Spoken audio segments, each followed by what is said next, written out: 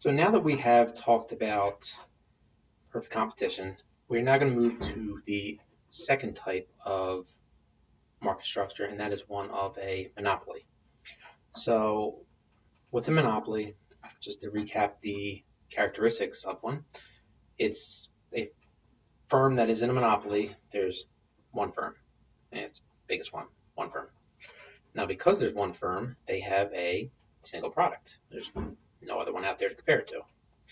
Now, the reason why there is only one firm is because of strong barriers to entry. Now, because of these strong barriers to entry, because there's one firm, this firm has a lot of market power. They can make decisions. And because of that, and we'll show this, there are profits in the long run that are possible. Now, also, because they're the only firm, they are price makers. They can set the price at whatever they want. Now, the profit maximization, and we'll go through this, is in this case, unlike with perfect competition, price is greater than marginal revenue. And profit maximization is where your marginal revenue equals your marginal cost. So how do these monopolies arise? We talked about these barriers to entry, strong barriers to entry. So basically there's something that is preventing another firm from entering the market. It could be the case where there are two broad cases. The first one is if there are no close substitutes. And so, for example, we talked about a little bit before Windows Internet Explorer. There were no close substitutes for that at the time. Now, it's because Microsoft did not allow it, and they got sued and lost, and so now that they have to make other internet browsers available for it. But at the time, that was the only way. If you had a Windows machine, Windows operating system, you had to use Internet Explorer. So if there's no close substitutes, that is one way. Another way is if there are barriers to entry.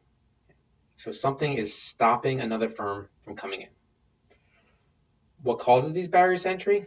One could be if it's a public franchise. So there is something done to where a private firm cannot enter. And the example of this is the United States Postal Service.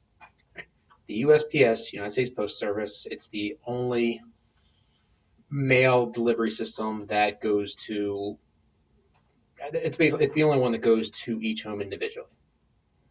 Now, there are options where you can send one to a specific house, but there's no, it's much bigger, it's much more expensive, and so forth. So as far as just house-to-house delivery, it doesn't vary by area, it doesn't vary by, you have to opt into it, it's public.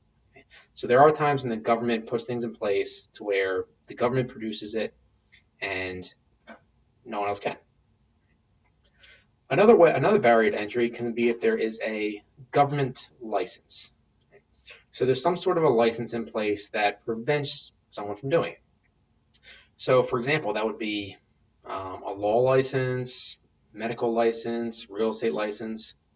And because of this, you have to have that license in order to practice. So it stops outside groups from coming in and kind of imposing their own ways. So for example, if you want to be a lawyer, you have to get that law license. You can't go in and a different way and become a lawyer. Same with medical and real estate. The third and final way that reason that would cause a barrier to entry is a patent or copyright. So basically with a patent or copyright, it's saying that you can use this, nobody else can. Patents are very, very big in the technology industry and in the medical industry. And so, for example, with medicine, a new pharmaceutical can get a very long patent to where they are the only one who can produce it. So for all these reasons, whether it's no close substitutes or one of the barriers to entry, monopolies, that they create strong barriers to entry, which essentially creates this market for a monopoly.